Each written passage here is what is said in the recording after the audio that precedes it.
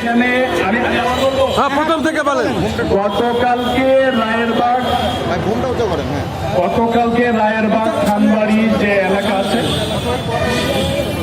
গতকালকে রাতে 8টার দিকে আপনার রায়েরবাগ খানবাড়ি মোড়ে একটি অসহায় ছেলেকে বাড়ির সামনে দুইজন লোক শাহিন এবং শাকিল তারা মাদক সেবন করে আসে এবং মাদক সেবন করে এই রিফাত ছেলেটিকে একটি কথা কাটাকাটির পর্যায়ে তারা গলা টিপে হত্যা করে।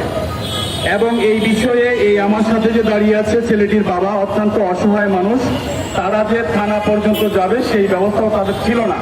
আমি গতকাল রাতে তাদেরকে নিয়ে অফিসার ইনচার্জ যাত্রাবাড়ি রাজু আহমেদ মহোদয়ের কাছে যাই এবং উনি অনেক অসুস্থ ছিলেন, তারপরও উনি অত্যন্ত মানবিক মানুষ।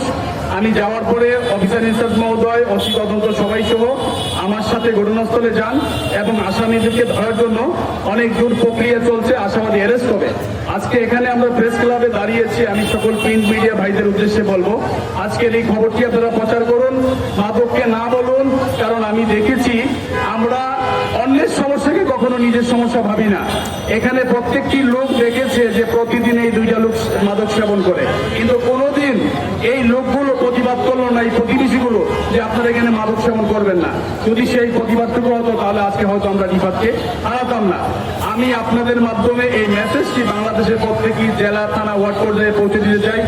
প্রত্যেকটি জায়গা থেকে, প্রত্যেকটি ওয়ার্ডে সুশীল সমাজ, সুশীল নাগরিক, স্থানীয় নেতৃবৃন্দ, তরুণরা আপনারা একটি কমিটি গঠন করুন, 50 জন 100 জনের একটি কমিটি গঠন করুন প্রত্যেকটি ওয়ার্ডে, এবং এই কমিটির কাজ হচ্ছে যেখানেই মাদক দেখবেন সেখানেই তাদেরকে ধরে থানায় দিবেন।